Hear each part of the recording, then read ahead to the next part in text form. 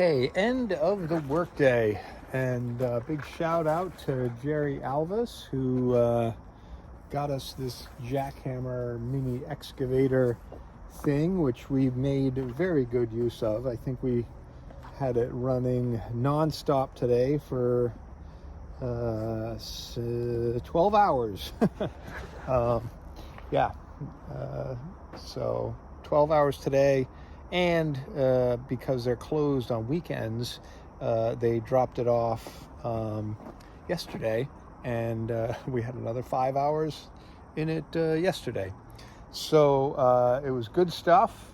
I'm happy with where we are. So I've got to go and kind of clean up some of the rubble with the backhoe, but I really feel like we're kind of solidly below the grade all around. That came out really well, and we got a pretty good system down by the end, but we did get all of this done here, and I'm happy about it. And it was a lot of work. That thing is not particularly fast, and you just have to keep smashing away at it. And I'm pretty happy with where we ended up there. Fire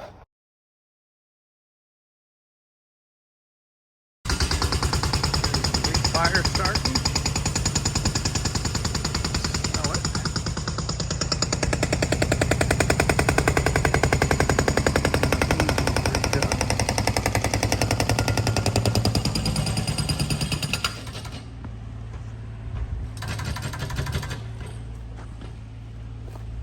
All right, it's going. Is it popping? I heard a couple of pops in there. That's all you need, man. Right off here in a minute. And then you'll never get it out once it starts popping. Look at that, huh? Yeah. This is, let me go and document here. So this is our well here. And then we've got to get water from the well over to the main pitch so we can have an irrigation system. So these guys are clearing a path through the woods.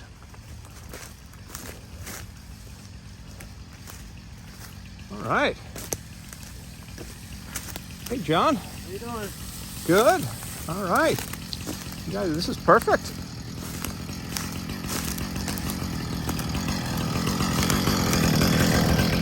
Unmanned chainsaw.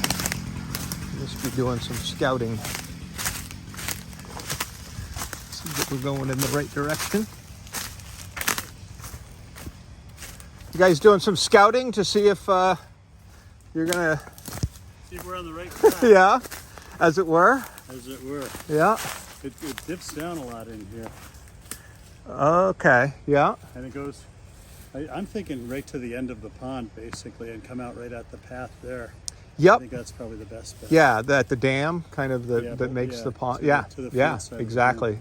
And then we'll just we could build we could have an access point there that we could branch off of it if we wanted. Right. Yeah. No, that's perfect. And it seems like you're going in a straight line. Relatively. Okay. If I cut it wide enough, it'll look straight. Yep.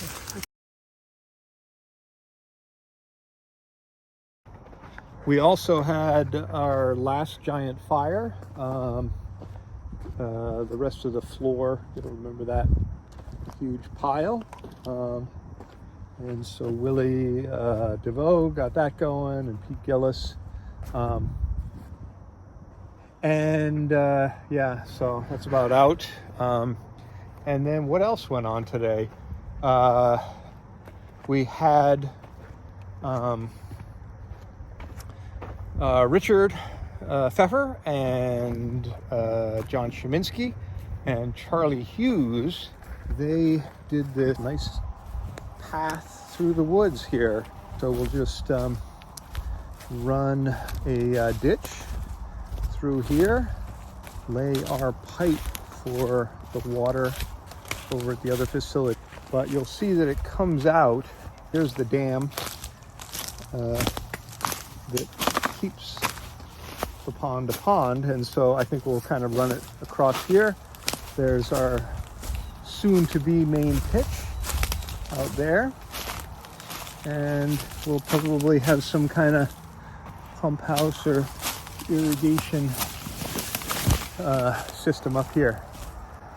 So you also saw there was a bunch of cinder blocks.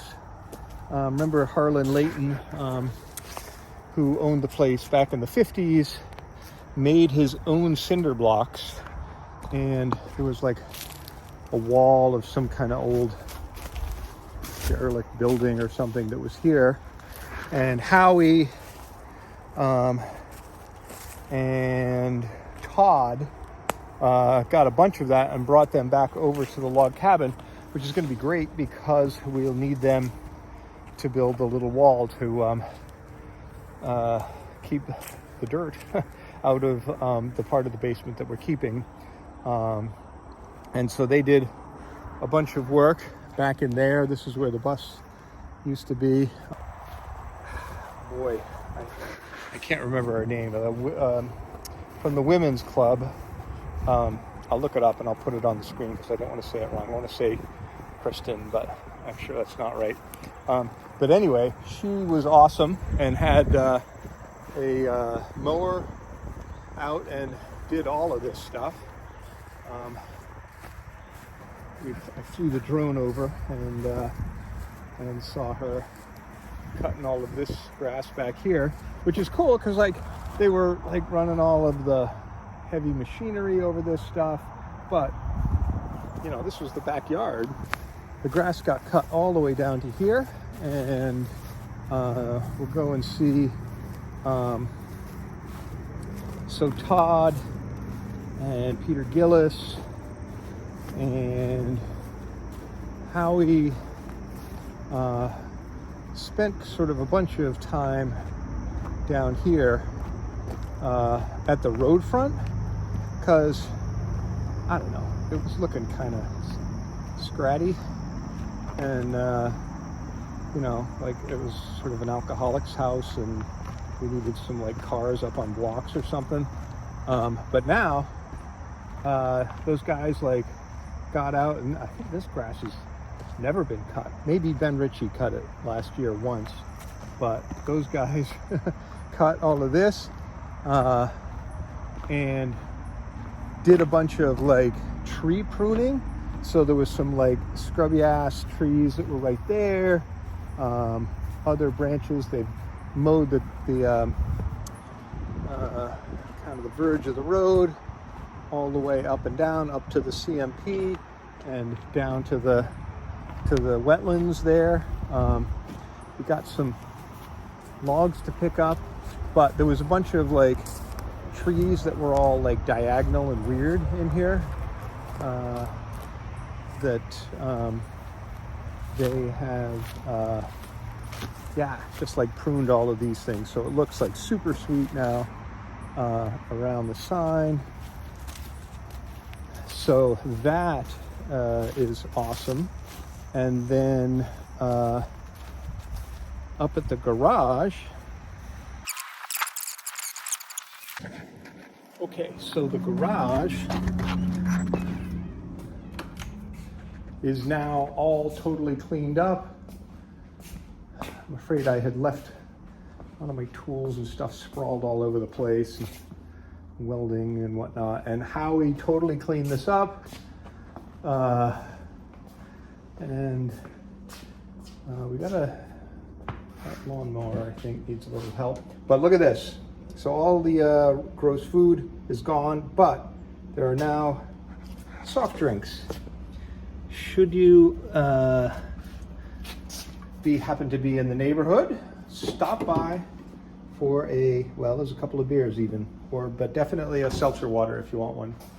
So thank you, Howie, for organizing all of this.